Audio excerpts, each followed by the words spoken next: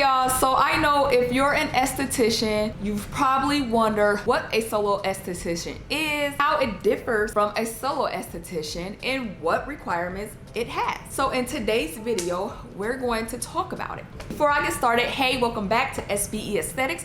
I'm your licensed esthetician, professional makeup artist, and here on this channel, I cover topics about being an esthetician, an entrepreneur, a skincare and beauty enthusiast, which benefits you to become a better you. Let's jump right into what makes an esthetician an esthetician. Okay, so first you have to go to school to become an esthetician. You also work for someone or an employer, which means they pay you hourly or commission or both. And you usually get paid weekly, bi-weekly, or monthly. So whatever that employer or person pays you, they will pay you on the time schedule that they set to pay their employees. Solo estheticians make money when a client books with them and are considered the employer and employee. So they pay themselves. Every appointment counts. They can get paid weekly, bi-weekly, and monthly as well. So when you are a solo esthetician, you are the employer, you are the employees. You pay the bills and you pay yourself. Estheticians do not have to purchase supplies, products, or equipment because 99% of the time that will be covered by their employer. Whereas a solo esthetician have to purchase supplies, pay for rent, and pay for any other expenses. This is solely up to that solo esthetician. Estheticians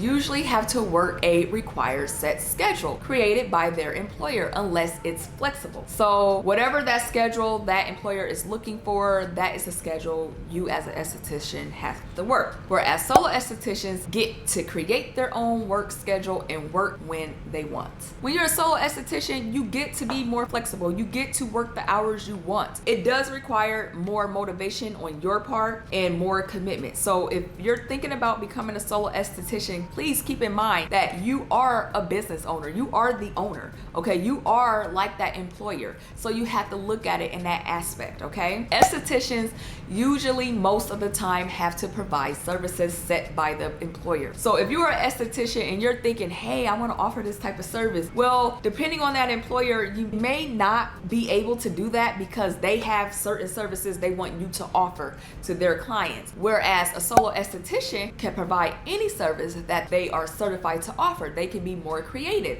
So it allows more room for solo estheticians to pick and choose what they want to offer. Estheticians usually can take a small break or breaks, whereas solo estheticians can take mini breaks and schedule them at any time. So again, if you are a person who loves to take breaks, maybe you want to be a solo esthetician. If you are a person who loves to work until it's time to clock out, maybe you want to be an esthetician. Again, just know the difference. More free will as a solo esthetician and more set times as an esthetician by the employer. Estheticians usually have extra certification and training paid for by the employer. I really like this because I can remember, I believe when I was working at the hair salon, the owner paid for me to take the eyelash extension class, so I was really grateful for that. So that's the perk. Classes are not cheap, you guys, and having that paid for by the employer is super beneficial. Now, solo estheticians have to come out of pocket for extra training or certification. So if you are a solo esthetician, you have to pay that stuff yourself. And you guys,